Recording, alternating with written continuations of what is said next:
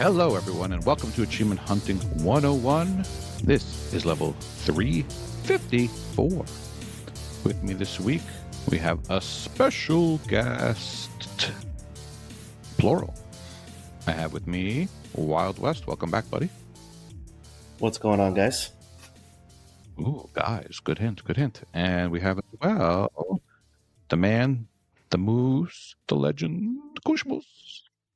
Hello, thank you for having me back, even though I invited myself for obvious reasons. Can't have an Xbox Showcase episode without the moose leading the way. Otherwise, the people in the supermarket are like, why is that guy talking to himself? So it's so much better when I can pretend that I'm talking to people on the internet and some, 5, 6 people hear it. So that's cool. Two of us are right here, so. Well, okay, so 3 more people. Yay. Which are totally not my alts. So yes, we have buried the lead. We have Xbox Games Showcase 2025 has come and gone, as well as Summer Game Fest 2025 and State of Play. So a bunch of showcases from around the world. Mm-hmm. Wholesome games. There's a wholesome game showcase. Some other console from some other company came out, I think. They had one game launch with it. That's neither here nor there. Well, they had multiple games launch with it, but one new game or two. One first-party game, which is all anyone really cares about. Well, the instruction manual also launched with it for $10, so that's pretty cool. Oh, did it really? Yes. I didn't know that. It sounds like a joke, but it's true. It's so true. They didn't even offer for me to buy it when we got it. So I didn't even know that. Oh, you got it? It's called Welcome to Throwing Your Money Out the Window. I think it's called something like that. Speaking of throwing your money out the window, let's get right to it. I think we're going to talk about a lot of new games on the horizon. And me being me, all of my favorites are things that are either already existed or are sequels to things that already existed. But I would say most games announced were sequels, huh? That's just the way it goes. Sequel, remaster, sequel. Yeah. Now we're going to start with Wild West. I miss your voice. Talk to us. We're going to go right to you. Thanks for pushing to me. I appreciate it. I appreciate you and Koosh picking up the slack these last few weeks. It's been great to hear the wonderful episodes that you guys have done. So, thanks. I'm gonna do. Koosh asked us to talk about 3 games that we thought we would like from the showcase, and so I'm gonna choose 3 that aren't. That's called a format. We don't do formats here. Oh, excuse me. I'm going to continue anyways. Oh, okay. You go ahead. I'll mess up later. I'm going to start with the 3 main ones that I really liked, and then I'll hit on the ones that I think anybody that knows me knows that I was happy to see. So the first one that I thought was really interested, and I didn't know this as I was watching it because I haven't heard anything about it, was Residence. And so at the very end, you're watching this beautiful trailer with the girl and everything, and then at the very end, you see that it is set in the Plague Tale universe. So I was like, that makes it even more exciting because I'm a big Plague Tale fan. I've enjoyed quite a bit the 2 games that have come out. I played them.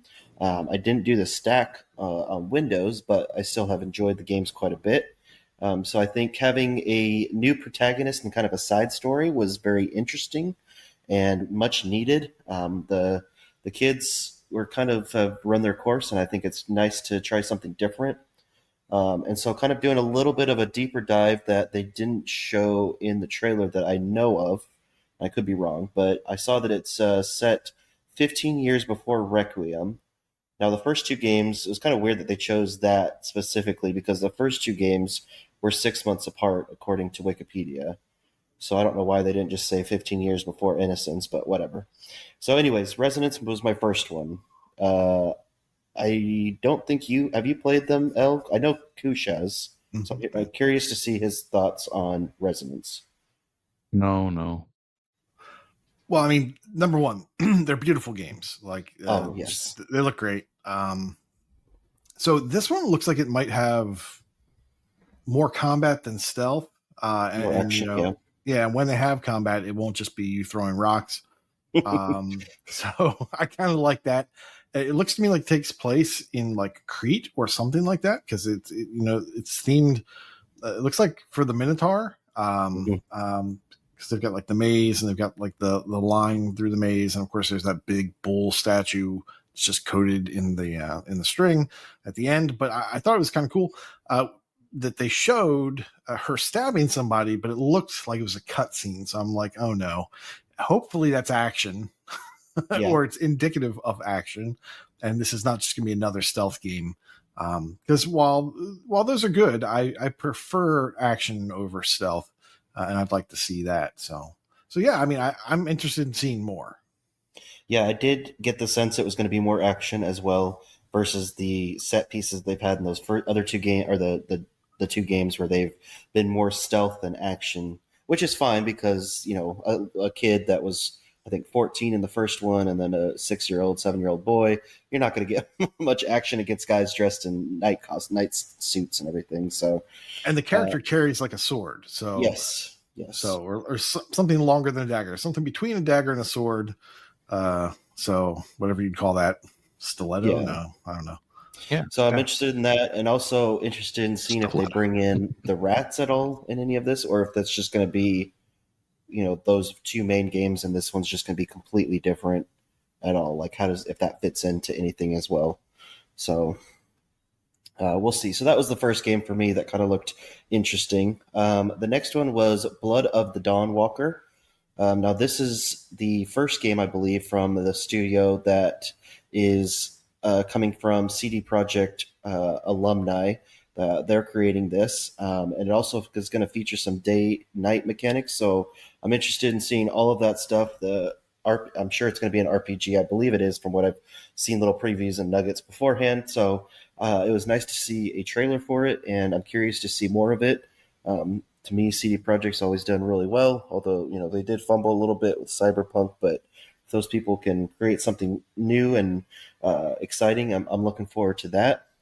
And I know I'm going to get a little, as the kids say, rizzed on this one from L, but we finally get a Xbox handheld in the ROG handheld. So I'm definitely excited for that, especially as we've talked about. You have a phone. I do have a phone, but I would like to have a dedicated console like that I can play. So you can follow a walkthrough on his phone while playing on his ROG. There you go. Wait. Tell me more. Mm-hmm. I can. Can you especially? Yeah. Have you ever seen that picture of the Pokemon Go guy who's got like the 20 phones on his bike? Oh, See, yeah. we need a clip off a ROG that can put my phone in there so I can scroll on the guide. No, I'm looking forward to this. It looks really cool. I believe the LIX runs for like $7.99, so I'm assuming it's going to be very similar to that. But as we kind of alluded to at the beginning, my wife just got her Switch 2. She loves it. She's playing a lot of Zelda. So it'd be nice to do something like that where you can play it. And of course, they highlighted something that many people have been wanting to hear news on for a long time. It's going to launch with Silksong. So anyways, being able to kind of pair that, play anywhere where you could, be playing on your Xbox, and then, if you have to travel or whatever, you can just pick up right away and just continue playing it wherever you go. Just sounds like a great idea for me. I don't think they need to worry about putting any more money into R&D on their own specific one. Just partner with the Asus and just let's go with that. Well, it's also going to do Steam too, so it's not just Xbox. So you it's Valve, Valve. I believe Valve, GOG, Steam, all that stuff. Yeah. So that's cool. That's pretty cool that they're merging all of that stuff into it. The reviews have been really well. I was kind of looking at getting one. I know I mentioned some stuff on the Discord a few weeks ago because I'm going to be traveling a lot, and so I was kind of looking at doing that instead of having to bring my Series S with me at all. So I was looking at it, and the Steam Deck and the Asus and even the Lenovo one have all gotten really good reviews. So as long as they continue, don't screw anything up with this, I think it'll be a hit. So. So those were the three standout things for me that were a little different. Now, if you know me, I've harped on my love for Outer Worlds.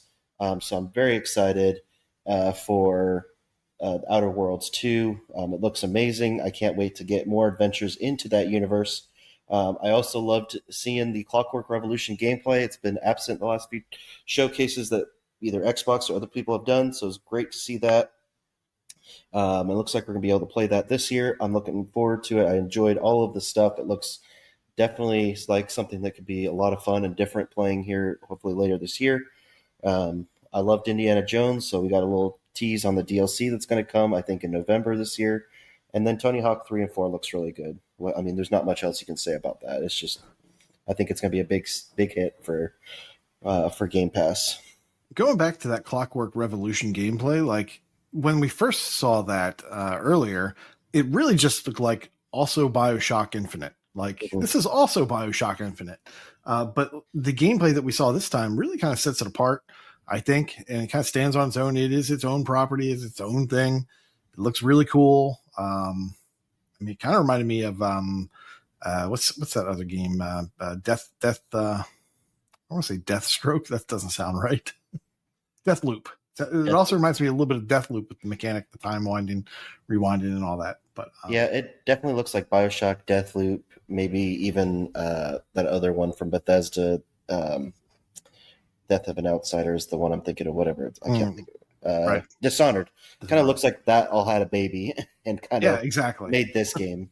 Because as BioShock didn't really have, I mean, they had some quirky guns and everything. This one looks like it's going to be, you're going to be kind of pairing a lot of that stuff up with, like you said, the time loop mechanics and everything. So it'll be kind of interesting to see how far they push it. And if you can really like play, if you're just playing the same level with different ways to travel, or if it's actually going to be something unique and completely change the level setting. I'm interested to see more on that. But yeah, those are the three things, main things, kind of different things for me that I saw in the showcase that I really liked. We were kind of talking a little bit in the pre-show. I would have to say I was a little bit underwhelmed overall with the show. I don't know how you all feel about that, but I've had some life events recently that have kind of maybe put a little bit of a different attitude towards it that maybe I haven't had in the past. So that could play a role in it, but I was a little underwhelmed with some of the stuff that's coming. I know Chewy mentioned it. We didn't get to see, Fable. We didn't get to see Perfect Dark. The things with his familiar accents in them, basically. Fable with the U. Yeah. There you go. So I watched the Sony State of Play, and I thought it was lacking. I thought it was okay. But I was thinking to myself, okay, man, Xbox can easily blow this away, right? Like it needs to, like it should. And I think they did. I think they blew the State of Play out of the water. And I was okay with this. I thought it was really good. For a second, I thought that they only showed 2025 stuff, but in doing my research for tonight, they did show some stuff that was 2026. And that's okay, because hopefully it'll be kind of like first half of 2026 and not like the end. I just don't like having that huge window where you're just kind of like, oh my gosh, Silksong's been promised for what, a decade now, something like that. Yeah. But the other cool thing is, so while they said that Silksong will release day one on the ROG, it'll actually be out before that. So its release window is before the holidays. So we should have that beforehand, which gives me plenty of time to still not complete the first one, because I don't think I'm going to complete it. But I'm super psyched to see it show up and be on my fantasy league. So, but yes, as for how did I think the show went, I thought the show was great. I watched some of the other smaller ones too. I watched the Wholesome Direct, and I saw some cool stuff there that has me excited. But that's my fault. I get excited for lots of these indie games. Maybe not shared by everyone else, but there's cool stuff. There's definitely cool stuff coming, and I love to see that. Oh, all right. So it sounds like you want to tell us your 3 games. I absolutely do. Before I mentioned 26 games. Well, go ahead. There we go. Yeah, I'm sure it'll be 3, so you don't even need to count. So the first game that I'm excited to talk about is Keeper. This is a 2025 release. It'll be into Game Pass because this is from Double Fine, and man, it looks awesome. This is, I think, stated for October 17th, so it's towards the end of the year. You play as an ambulatory lighthouse. Yeah. You can tell it's a Double Fine game, right? Yeah. I could tell right off the bat. I was like, that kind of looks like Double Fine right there. Yeah. You play as a lighthouse that can walk. And so that's totally up Double Fine's alley. You know, it just sounds like the weirdness that makes them great. The graphics on this look amazing. I'm really kind of blown away by, you know, the level of polish that we saw in the trailer. You are accompanied by a bird, so you're kind of like Banjo-Kazooie, but you're a lighthouse. And the bird helps you solve puzzles, and you kind of use your light to, I guess, change the environment or solve puzzles. And it just looks really cool. So there's going to be platforming, there's going to be puzzle solving. I'm all in. I love it, and it's in Game Pass if you already have Game Pass, so it's kind of a no-brainer. And that's called Keeper. The second game is one we've seen before in trailers, so this one's not brand new. It's Mixtape. And this is also a 2025 into Game Pass Day 1 release. It's from Beethoven and Dinosaur, and it's published by Annapurna. Now, you may wonder, Beethoven and Dinosaur, I know that name. Yeah, because they gave us Artful Escape, which was, they sold us on the dream. It looked great. It was great. I loved it. Okay, well then you'll be very happy. I was disappointed. I was let down. I feel like I was sold a bill of false goods. The game just wasn't as cool as I built it up in my mind. And that's probably on me, and that's fine. Hopefully, that won't be the case with this, because this game looks awesome. The art style is amazing. The soundtrack speaks to me because of, you know, when I came up, and like it's got early 90s. It's got all kinds of cool bands and stuff. And one of the things I heard on like a little, you know, developer talk or whatever was memories through music is kind of the theme. So it's a group of friends, and they have flashbacks to other things they've done. So not drugs, but they have flashbacks to times that they spent together doing certain things, like someone's first kiss is to this one particular song. And apparently that's a very cool kissing mechanic. This guy is really selling it. He's like the best kissing mechanic in a video game ever. So, all right. Okay. If you say so. I don't remember any others, but all right. And there'll be all kinds of mini games similar to, I think they said Split Fiction. So the way Split Fiction and It Takes Two kind of break out these little episodic things where the mechanics are different in each one of these little vignettes. I think that's what we're going to see, or that's what I'm being told we're going to see in Mixtape. I'm very cautiously optimistic.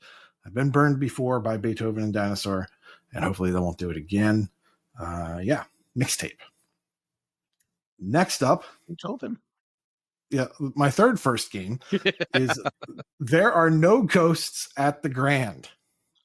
This is a 2026 release, so not this year, straight into Game Pass Day 1, and it's from first-time developer Friday Sunday. Friday, like the day of the week, and Sunday, like the delicious ice cream. You have got to watch this trailer. It's insane. It starts off with like this kind of like English reggae kind of beat going on, and it kind of looks like you're watching Power Wash Sim or, you know, like House Flipper or something like that, because you have a tool that resembles a gun, and you're stripping paint off the wall or wallpaper, and then you're also painting the wall, and you're also like moving furniture with these guns, and it's just crazy. And this caretaker of this hotel that you're going to is singing to you in like this English reggae. And I'm like, whoa, this is really catchy. Number one, I really love, Power Wash Sim, but then it gets weirder. Because he's not the only one singing. There's another person singing a completely different song a little bit later in the trailer. So is this a musical? Apparently it is. Apparently this is also a musical game. And not only that, but during the day, while you're doing this kind of Power Wash Sim and stuff, you're fixing up the hotel, at night, you're fighting ghosts. Like your tools that help you to renovate the rooms become like ghost busting equipment.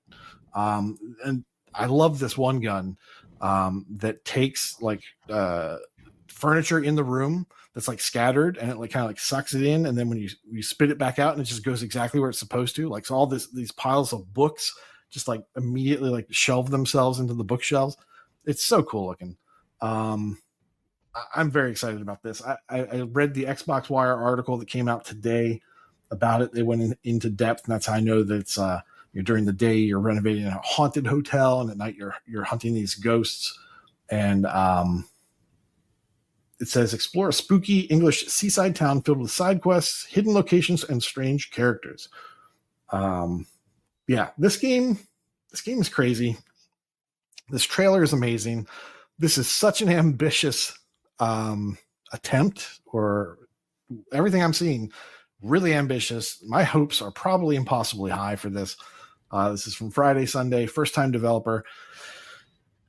I hope it's awesome. It looks very promising. So I'm very impressed with this first effort from them. That is, once again, there are no ghosts at the Grand, and you should watch the trailer. If nothing else, watch the trailer. My next first game is Fate's End. It's 2026 Game Pass. It's from developer Thunder Lotus Games. We know them from Jotun, Sundered, and Spiritfarer, and also the 33 Immortals, which isn't out. So why are they putting out this next game when 33 Immortals isn't out of preview yet? Come on, guys. It's side-scrolling combat. It's got that kind of art style from all those previous games. If you like that art style, this is more of the same. Or similar. But there's this weird thing that happens during the combat where they have like dialogue options. And then I think different attacks happen based off of the dialogue options. It's not like it's you're doing this every 5 seconds, but it's like at certain points in the combat with your family tree, you're fighting people in your family tree, by the way. Those conversational things that you pick, those prompts, I think either change the weapon you're using or do an attack. I don't know. So I'm very interested in learning more to see what this does, but I love the art style, and I think I like the combat. I just don't know how this dialogue stuff works into that. And so I'm going to be looking into that some more. And that is called Fate's End. And then the first game I'm going to talk about is Planet of Lana II. This is 2026 release, straight into Game Pass. And it's just more Planet of Lana. I thought it was a great game. I didn't get everything before it left Game Pass. I'll pick it up when it's cheap, probably when Planet of Lana 2 is released. And yeah, just a great Limbo-like. I thought it was a very well done game. If it wasn't perfect when it came out, I think it might have had one or two rough edges. They fixed that, and yeah, it's just a great Limbo-like Planet of Lana 2. And those are my my games. 1, 2, 3, 4, 5. Yeah, 5. 5 first games. 5 first games. Yeah, I would say the Ghost at the Grand was definitely like one of those ones I was watching, and I was like, "What am I watching here?" It was just so different. Like, Not the one with like I didn't really know what to make playing. With what? Like ska music. Yes, it's like ska, reggae, English reggae. I remember that one. Yeah, and it looks like very Koosh Mansion. Yeah, similar. Yeah. It's crazy. Know what to make of it? There's a talking cat. Yes, it's like a Cheshire cat, but it's black. Yeah. I don't know, man. You gotta watch. If nothing else, watch that trailer. Yeah. And just be like, what is going on? And then you could wishlist it immediately because TA is pretty good about just adding all these games right to their lists. It's pretty wild. Something Xbox is good too. And something we should mention is that everything that was done in the Xbox games, everything that was in the Xbox games showcase that was on, what was that, Sunday night, or I can't remember what it was. Yeah, but everything that was in that showcase is play anywhere. I think the majority, if not all of them, are Game Pass. But they're really just the majority, not all of them. Yeah, I think it was the majority. They're really doubling down on play anywhere. So you play it on PC, you play it on console, your save goes everywhere. You play it on cloud, like just like you're in the Xbox ecosystem and everything just works. And I think that's fantastic. Like before it was like, it was in a bunch of games, but this time they made a point of saying everything in this showcase is Xbox Play Anywhere. Yeah. Because they're talking about getting their X-Rog Ally out. So that was kind of the whole idea. And so it looks like that's going to be the strategy moving forward. So you guys who won't trust Quick Resume are going to trust that, huh? It's been working amazingly. Typical. Yeah, so is Quick Resume, jerk. No, it all works. Yeah, it does. Well, considering you can play that, you can download them onto the game or onto the ROGs. You don't have to be a better COD ally, sir. That's all I have to say. Mm-hmm. Well, that's not all you have to say, because you got to say what game stood out to you. Yeah. Oh, right. Well, one other thing Xbox did that I don't think you mentioned is that they came out with some demos for some of these games. Tony Hawk 3 and 4 had a demo. Mm-hmm. And another game had a demo, which is probably the game that you would think I would talk about the most. So what game is that? My bet was on Final Fantasy, but that is a good guess. That is correct. Final Fantasy 16 demo came out. And it's like 15 gigs, but the whole game's like 120 something. But I did download it. I haven't played it yet. I just need to do it. But unfortunately, that game is not going to be Game Pass. So not yet, at least.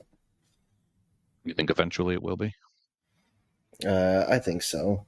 Could happen. Square games go on sale pretty often, so that's good.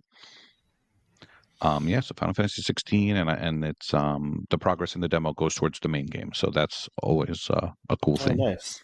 Yeah. And then of course Final Fantasy 7. There you go.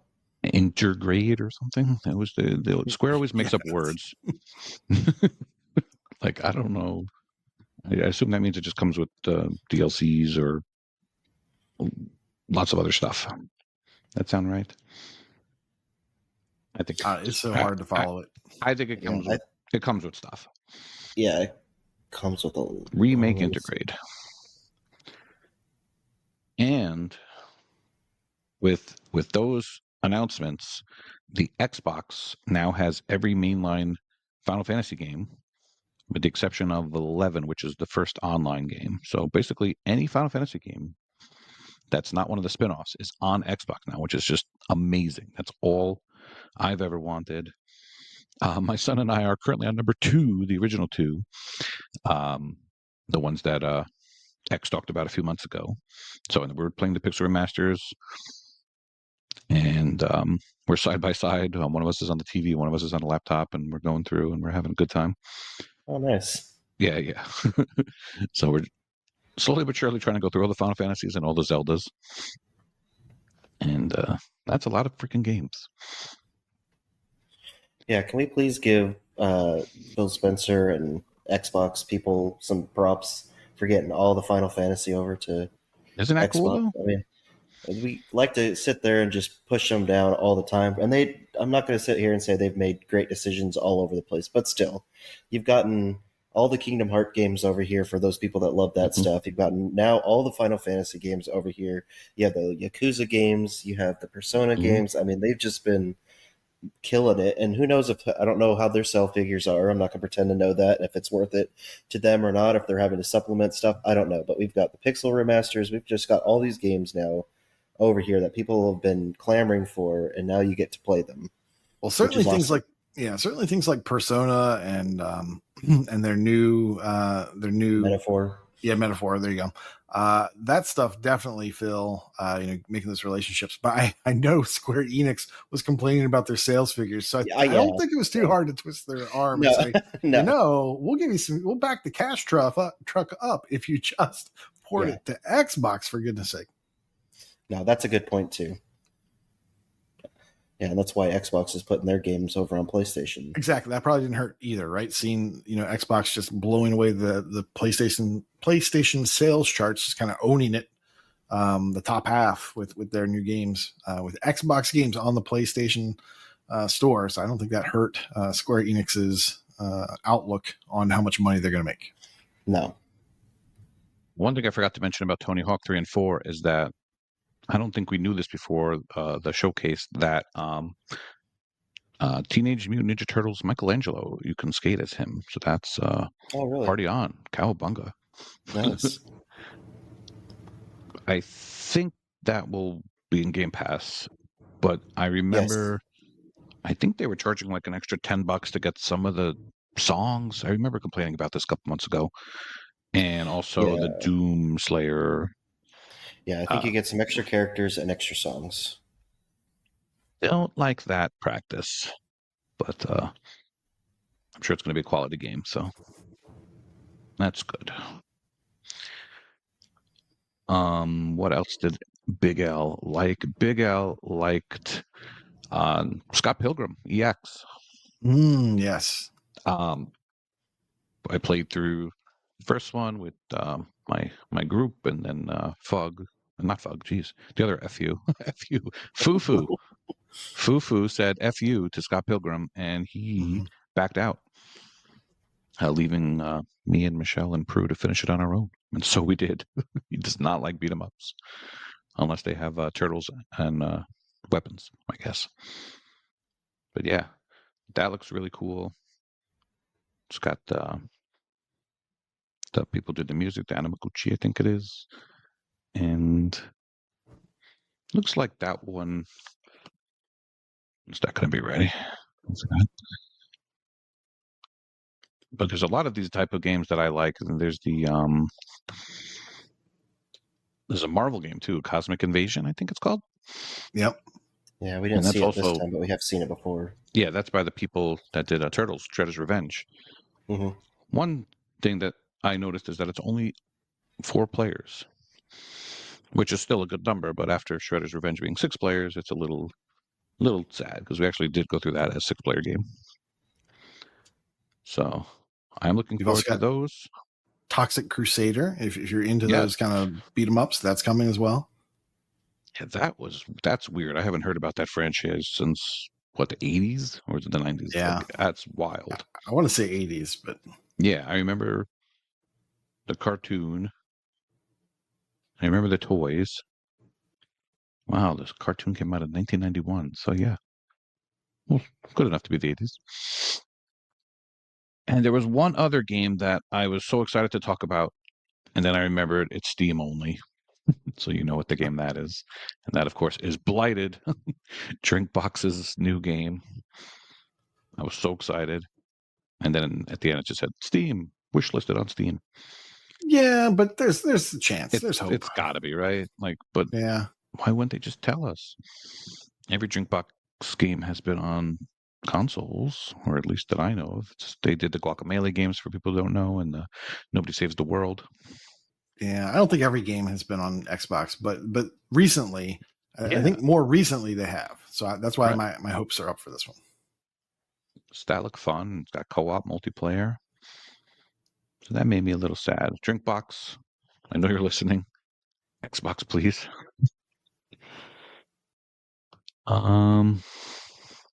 Those are the major ones for me.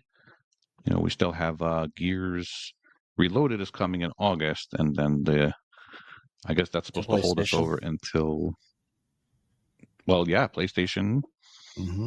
which it's going to be crossplay, so you could play the Yeah. campaign with people on different consoles, which is just wild.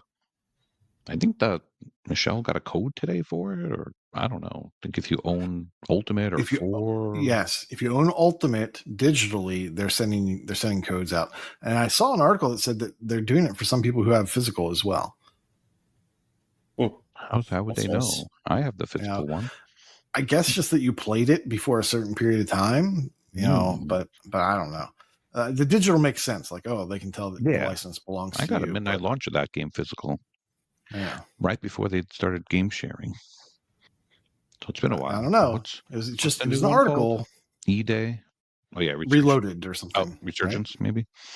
Oh, the Yeah. brand new one, not Yeah, the remaster of a remaster. Yeah. It's the remaster of the remaster.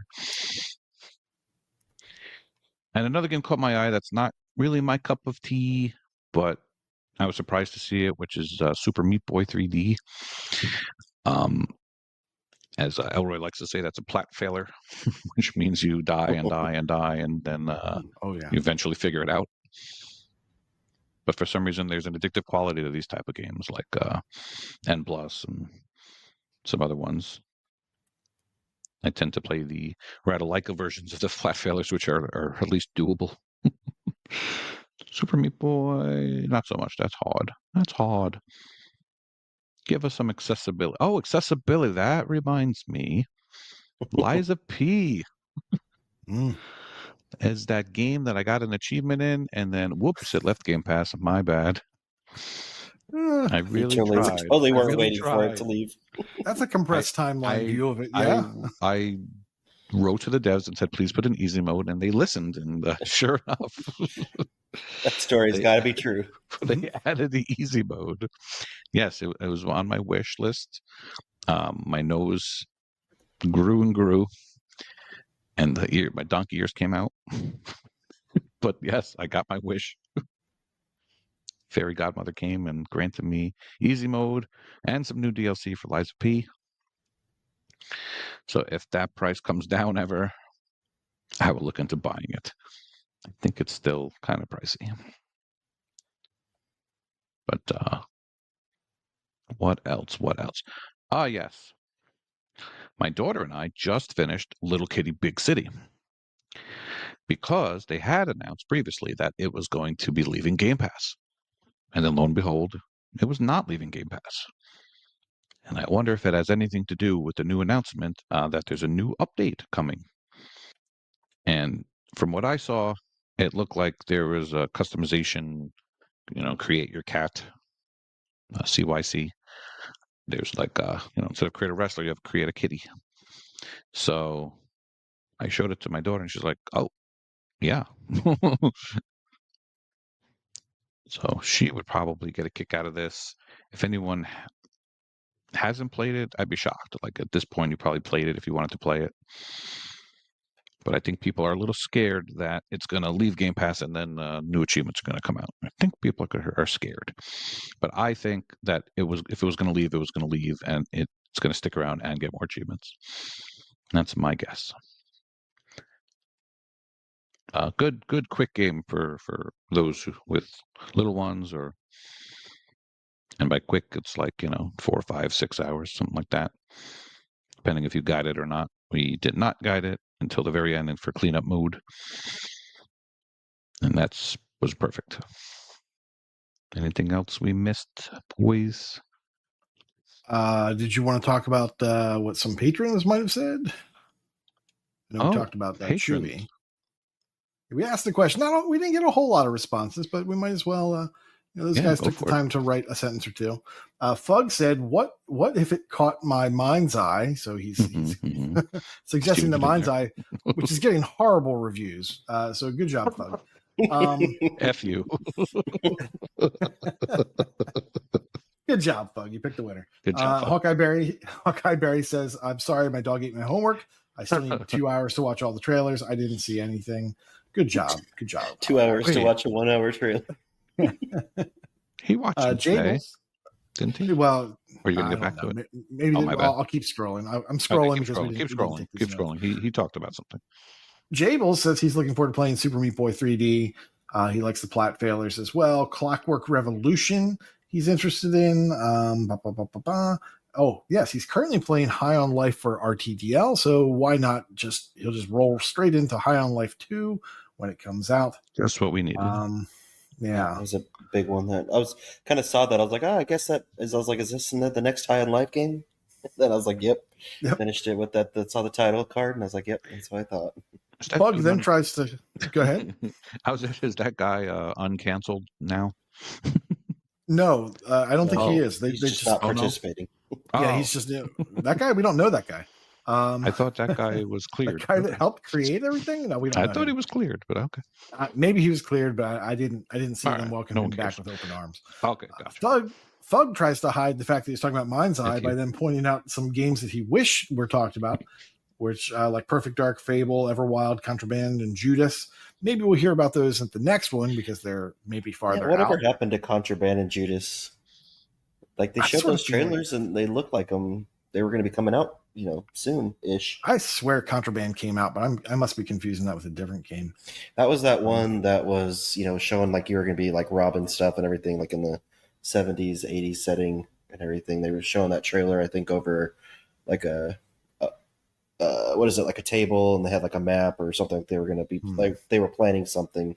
Came out, I want to say like 2 years ago now. Wouldn't stealing stuff and having Contraband make you a Judas?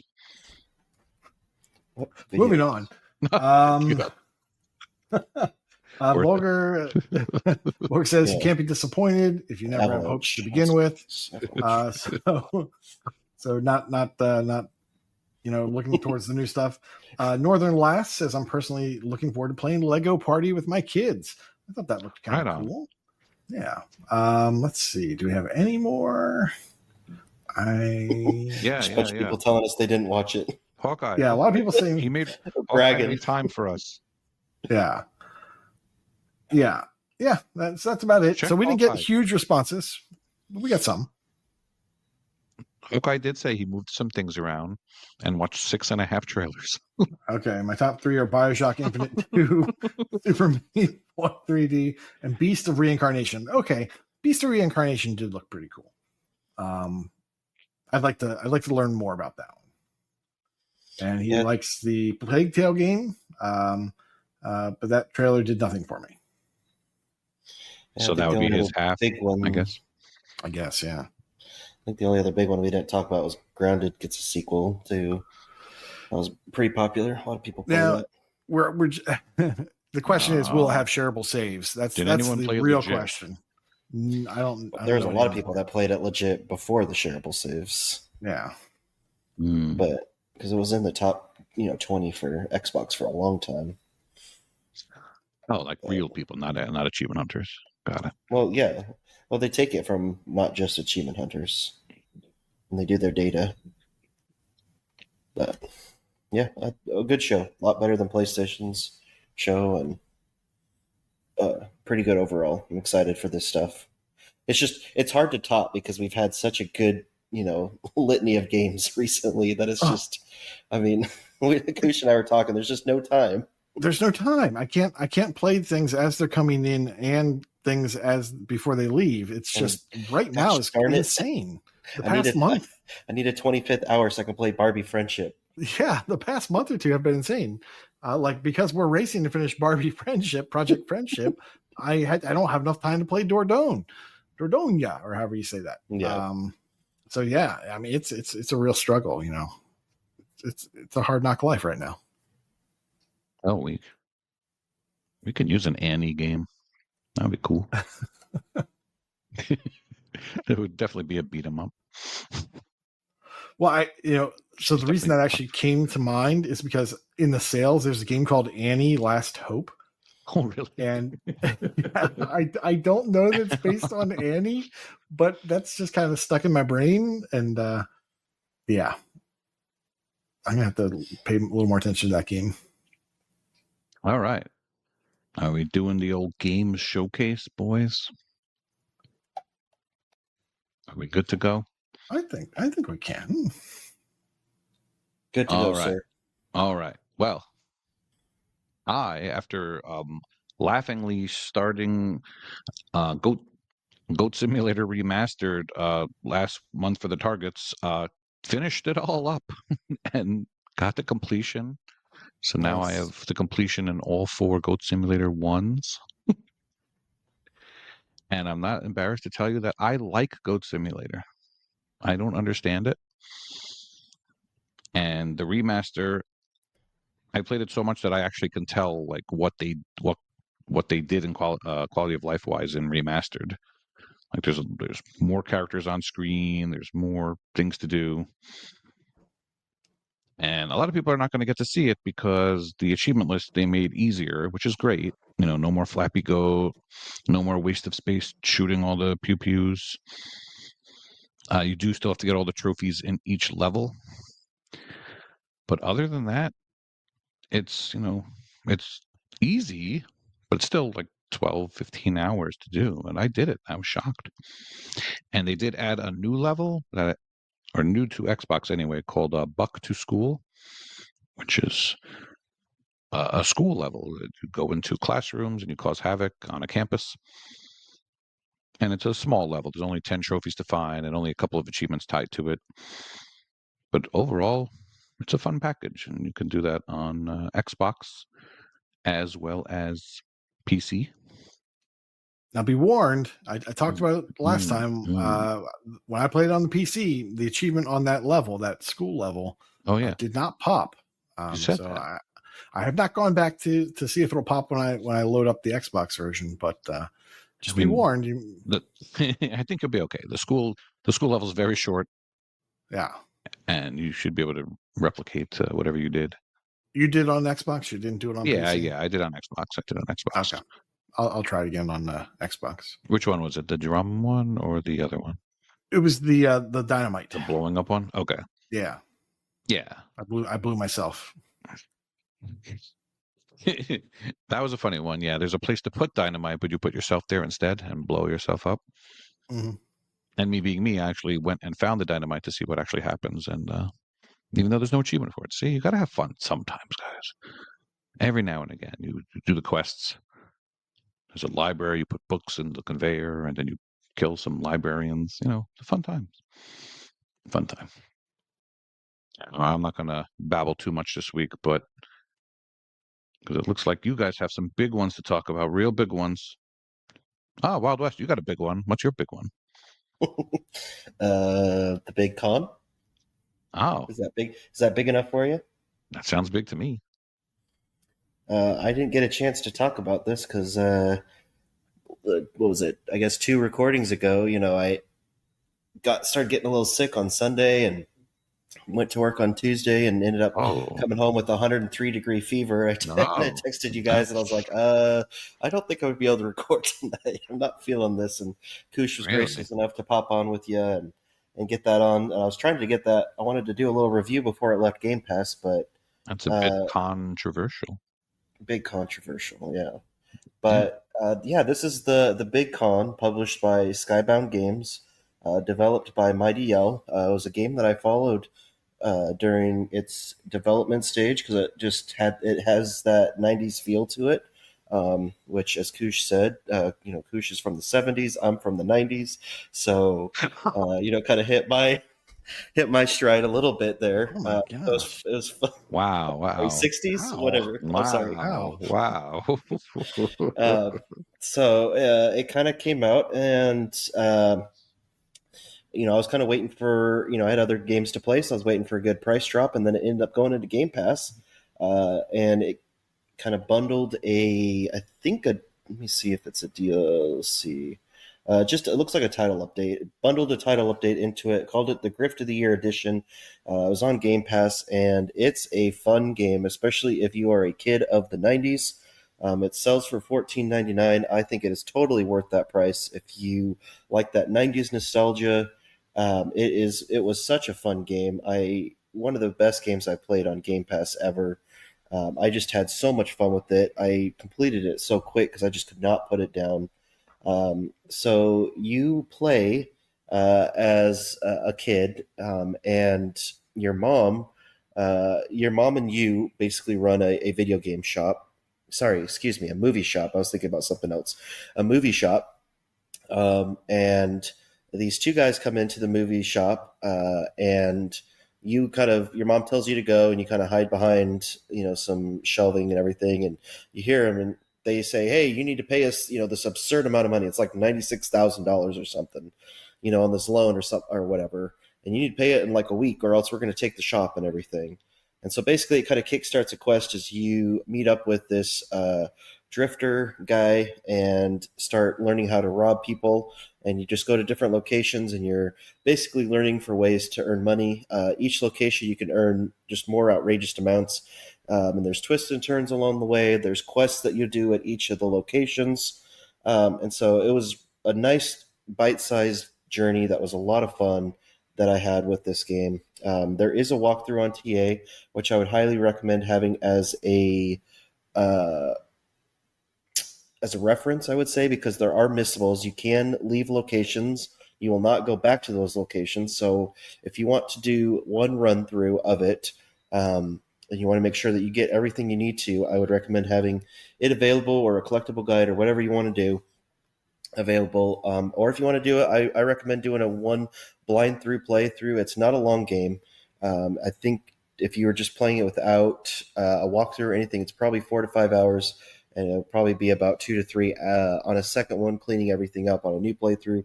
But it was so much fun. I just could not put this down. There's a lot of collectible achievements in it. There's obviously it's going to tick some people off because it has weird numbers on it. If any of you guys are looking on it, and you can see there's some weird numbers on it, but as long as you get the completion, you don't have to worry about any of that stuff. Just go have fun with it. It's a lot of fun. I believe looks like Koosh, you did it before it left too. So, what were your thoughts on the game? Yeah, I liked it. I felt I followed the guide as I went through, mostly to just make sure I didn't miss anything. I didn't want to play it multiple times because it was getting near the end of its time in Game Pass. So I only had a few days to play it. So I didn't want to do a blind and then go through. And I think for me that was the right way to go, because it seemed like there were easy to miss things. Yes. And there were one or two achievements that required you to do, action A and not do action B. So there were like 2 or 3 like that. And then there was also quest lines where if you miss a conversation, you're not going to get the achievement, or you're not going to finish their quest line. So for each location, you have to talk to certain characters multiple times and kind of progress their storyline. Mm-hmm. But yeah, I thought it was cool. I liked the art style was cool. I thought that the humor was good. Yeah, I thought it was a good game. I'm not as hyped about it as you are, but I thought it was a good game. And that's totally fine. It's obviously it's we're all subjective on what we liked about it, but yeah, I'm looking on. It looks like it's been as low as $3.74 on sale.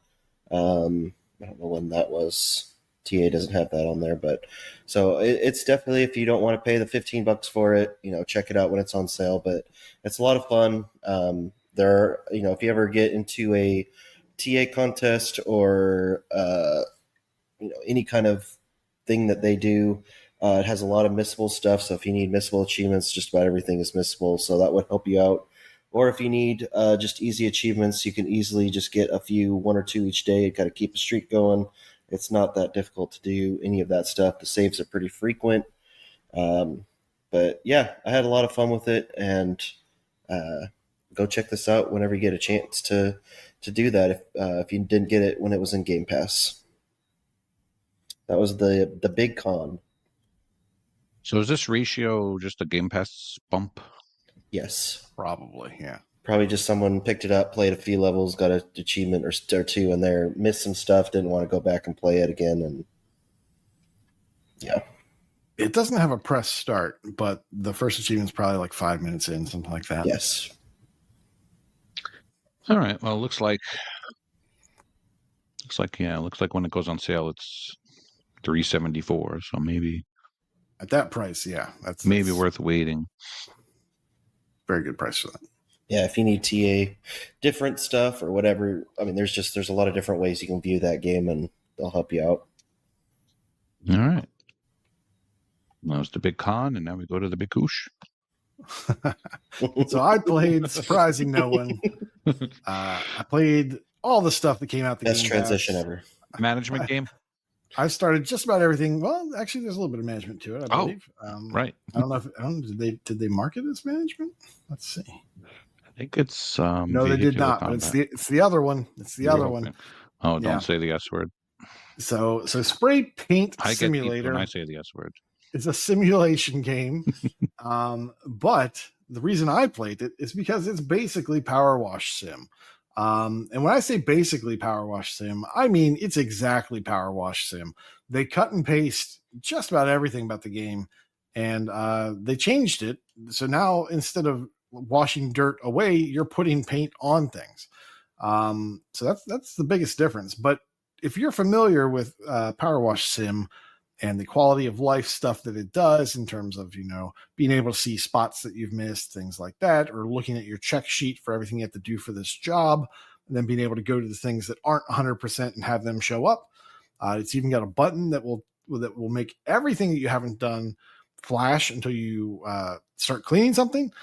So the quality of life stuff is great on this. It's the same quality as Power Wash Sim, I feel, and it's just, but you're painting instead. And so I really like this game. You don't get to choose your color paint. It's part of the job you're given. So that's a little disappointing.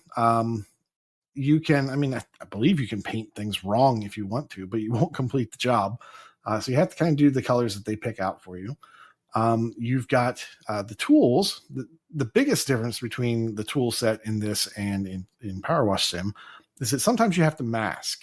So you have to have paper and tape, and you have to mask off sections that you don't want paint to cover. Now, a lot of times that's like where two walls meet and they're supposed to be different colors. You're masking the one wall, you paint the other one, and you swap. You take off the masking, you put the masking on the other one. And it's all done just through looking at a wall and pressing the A button. So you don't have to get crazy with it. It just lets you know that once you've completed a certain stage, now it's time to take off the masking stuff and mask the other wall instead. But then there's also some levels where you're just kind of layering paint on objects. Like there's a tour bus that requires a lot of masking because you're painting it multiple colors side by side. So you're just masking for each one of those colors. There's a cherry picker that you're painting. Same deal. You're masking all these areas. You also get ladders. You get scaffolding that you purchase. You can buy paint gun upgrades and nozzle upgrades. And you eventually get, like I said, a cherry picker, which is nice for getting these really tall things that you're painting. Because you have to get like every little nook and cranny, because you do have to paint, when you're painting 100% of something, you have to get really close to that 100%. They also have shoes you can buy that help you run for covering large distances on some of these levels. There's also the spiky shoes that will help you climb vertical walls. So you can kind of just jump up the wall with the Y button. I almost uninstalled when I saw that was the jump button was the Y button. But I persevered. And it's a good game despite that. Must have been a Bioshock to your system. It was a Bioshock to my system. Yeah. Yes. But if you'd kindly allow me to continue. So however, there were some issues. You may have heard this if you've been following it but not playing it. There were some issues with the achievements. For one, the Platinum Chivo for getting all the achievements was busted on release. There also was a problem with one particular level called the bridge, which is you're painting a bridge. It's a very big bridge. Takes a lot of time, takes a couple hours. And people weren't getting their achievement on completing that level, so they had to do it all over again. And also, the climbing shoes weren't climbing for the longest time. However, I'm happy to report that after 3 or 4 updates, everything works now. The game is completable, and all those issues are fixed. So I am looking forward to progressing. I stopped on the bridge level once I knew that I wasn't going to get credit for that achievement. I stopped. Now that that's been reported as fixed, I'm going to go ahead and finish that. I believe there are 7 levels total. So I think this game is primed to get some sort of update or DLC to get more content. Yeah. Were you kidding? It's going to get it. You know it. It will. It probably will. They stole everything else from Power Wash Sim. So I think they're probably also going to steal the DLC model, or the update schedule, something like that. But yeah, if you were hoping for more Power Wash Sim, here it is. It's in Game Pass, and it's called Spray Paint Simulator, and it's a solid game. I like it. So I must know, is the story really good? Are you just Okay. Well? Just spit out your drink. I heard it. Yeah. Like I said, they stole everything. They stole everything about Power Wash, so they do the exact same thing. So it's certain percentages of the job being done. Oh yeah, you get a little text on your phone. Wow, They did. When you're playing this, you'll be like, "Oh my gosh, am I playing Power Wash Sim?" It is literally exactly like it, except that you're doing everything in reverse. Okay, got it. So you're is it like real spray painting? Yeah. Like, are you going to get like if you spray in two spot, like spray in one spot for a long time, it's going to kind of cake a little bit. It's not that realistic, No. but the paint will stick to your scaffolding, so your scaffolding will look pretty fancy by the time you're done that level. Of course, you go into the next level and it's pristine again. That sounds like a simulator fail right there. if it's not going to be just like how I spray paint in real life. Well, yes, it's kind of like her is what they should call it, right? Yeah. Spray paint kind of like her. Yeah. Do you wear the mask too when you do that, Wildwest? Well, I wear a mask at work so I don't contaminate any people from my breathing. Well, yeah. You spray painted those so everyone knows it's you. You got it's like payday. It's like you have masks on. Not that mask. I should probably mention that it does support co-op, but I didn't play it that way. No, you like to do things in double the amount of time that it would take you. Yeah, you like to use your time poorly. Yes, so I can't tell you what that would do for player 2. Would player 2 get the credit for finishing the bridge level? No idea. Why would I carry them? If it's just like Power Wash, then yes. But one thing that it looked like it didn't have was the ability to play more than 2 players in free play, which is where Power Wash excels. In the DLC in Power Wash, you can have 6 people working on, Shrek's nose, Shrek's swamp, and everyone gets credit. More games need to do that so I can be carried. So I can help out equally. I mean, that's good for completing the level, but the achievements aren't often just complete the level, right? They're like, do Shrek's, they work. Butt cheeks first, that right, sort of right. thing. No, those count. Okay. Butt cheeks. As long as everyone's on the same page and not like all trying to green. Yes. Yeah. You have to communicate. That's part of playing co-op, Koosh. I don't follow. Me neither. All right.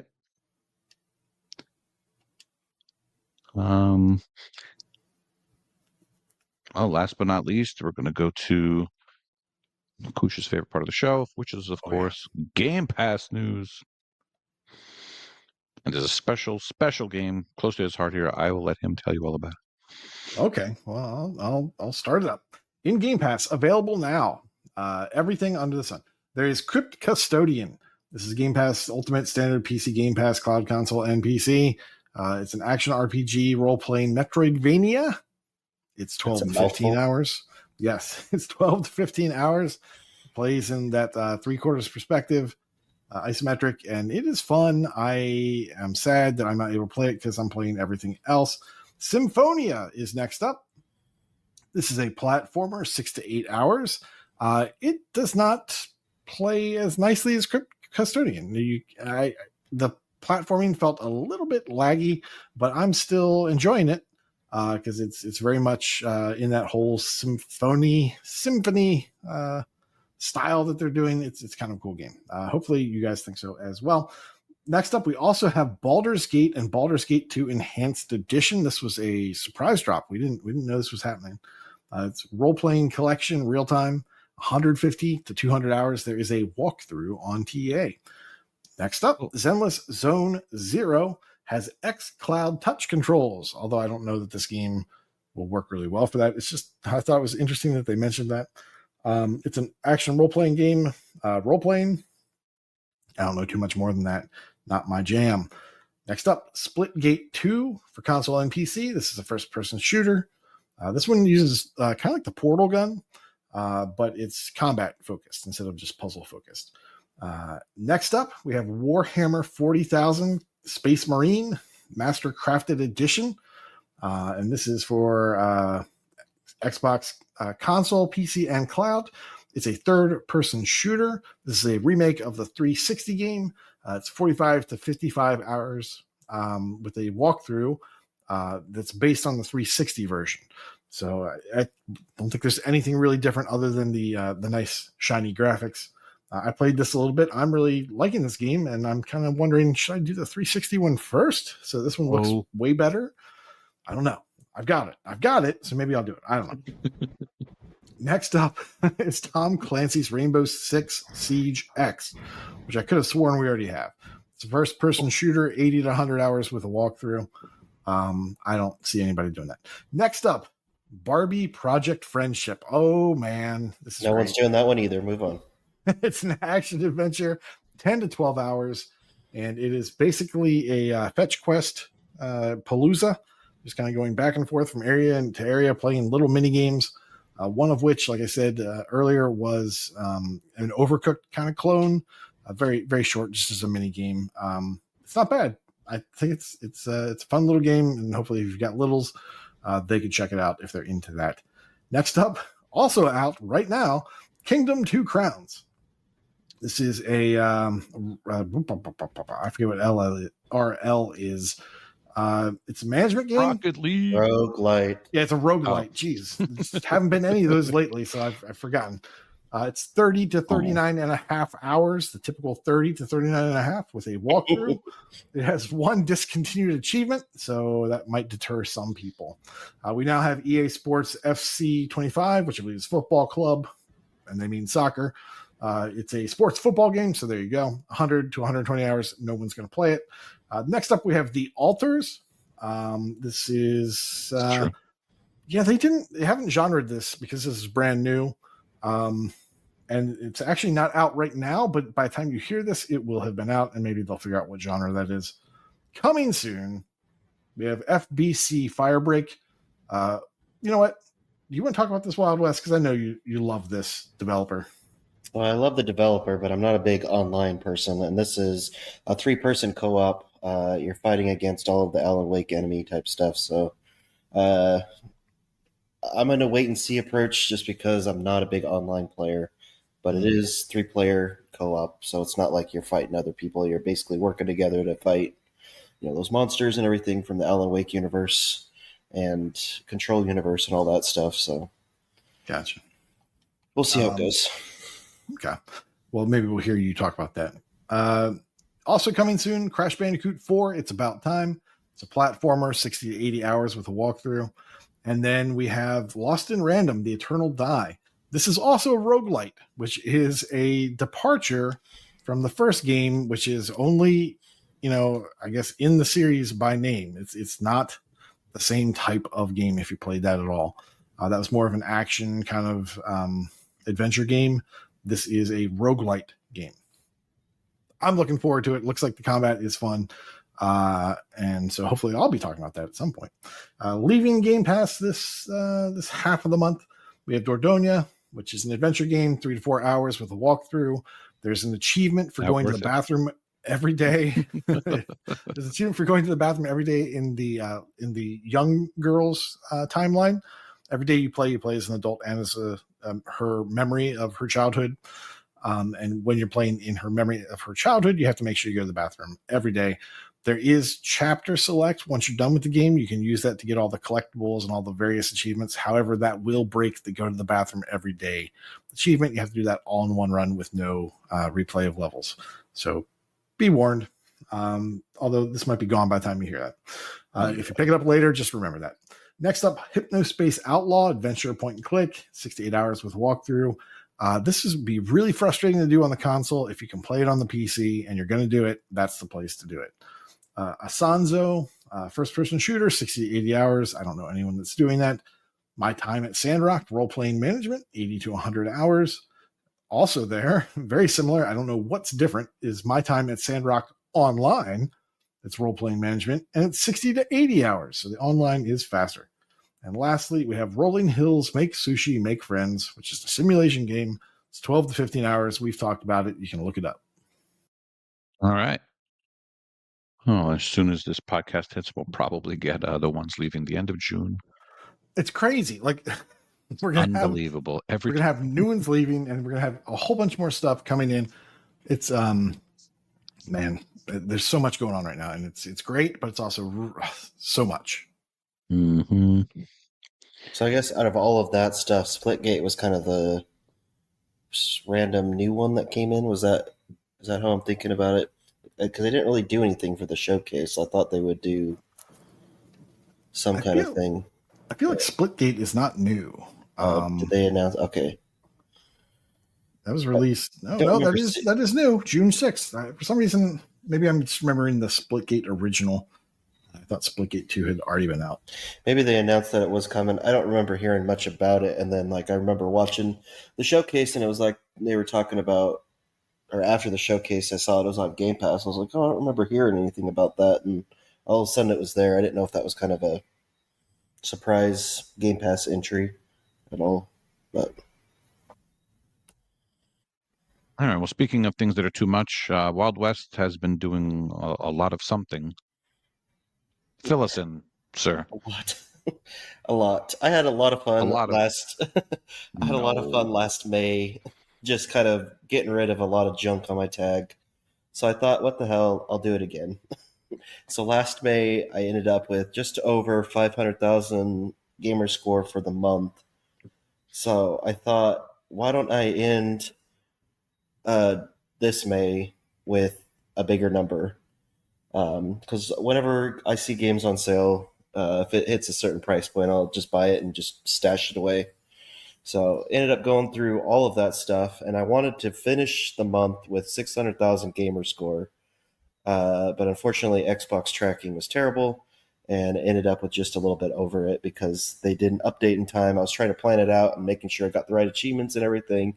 And so I did it, and then it updated some stuff from before. And so I ended up getting screwed a little bit, but ended up with just over 600,000 gamer score for the month. Got rid of a lot of stuff from my tag that has been sitting in my backlog for a long time. And also had some fun going for some medals. TA does weekly leaderboard medals. So ended up with silver 1 week by earning the second most gamer score in the week, and then also earned gold 1 week as well with the scoring the highest gamer score and TA score for the week. So that was kind of the fun thing. I never thought I would do it again, but ended up trying 1 week, and just the guy above me was really going at it.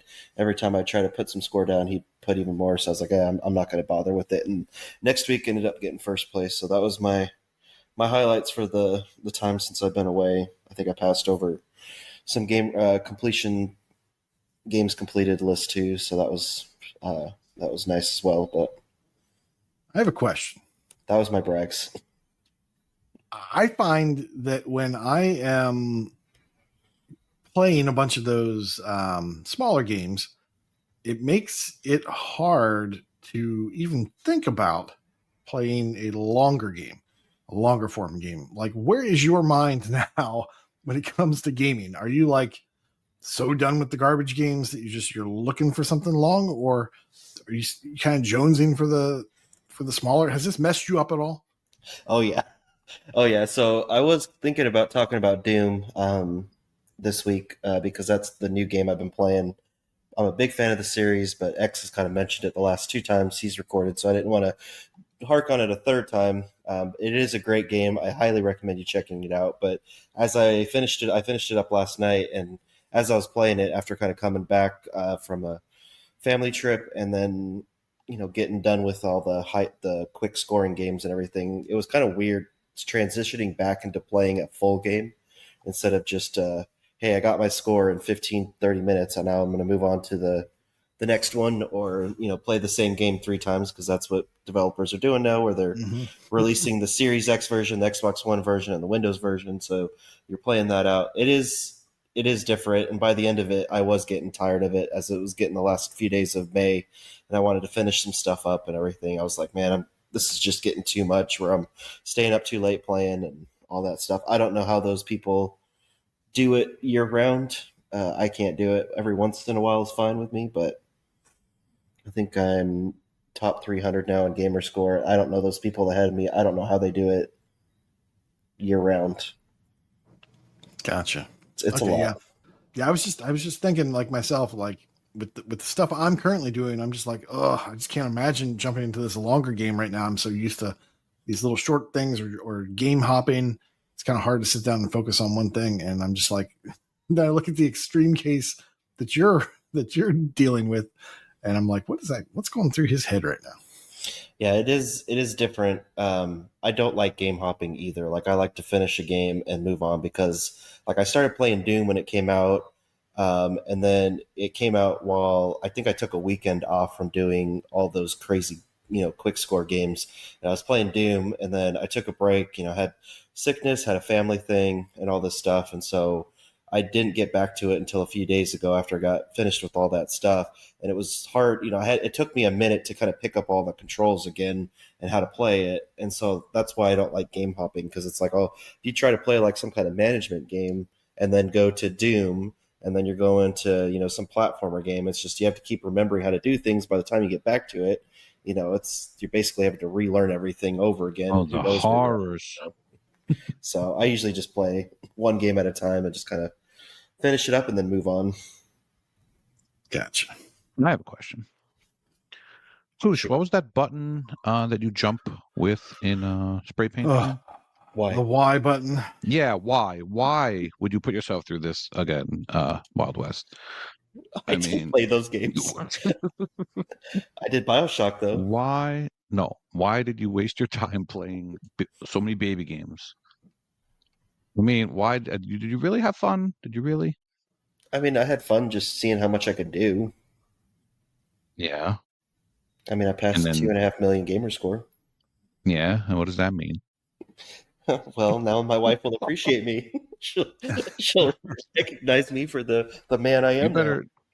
Did she buy you a medal and you wear it around the house, or like a plaque? Oh, absolutely. I take it into the doctor's office and everything. You spray paint your mask and it says like achievement unlocked. Pretty much. 1 million gamer score in baby games in May of the last 2 years. I do like a baby game every now and then, if it's the right one, if it's the right type of thing you're doing. As kind of like a palate cleanser. Like I finished this thing, I just want to erase games from my memory and play something else. Me too, but like you said, once they started the Xbox, like the triple stacks and the 5,000 gamer scores, it just became like, why? Yeah. Sure, every now and again, some are fun even, but.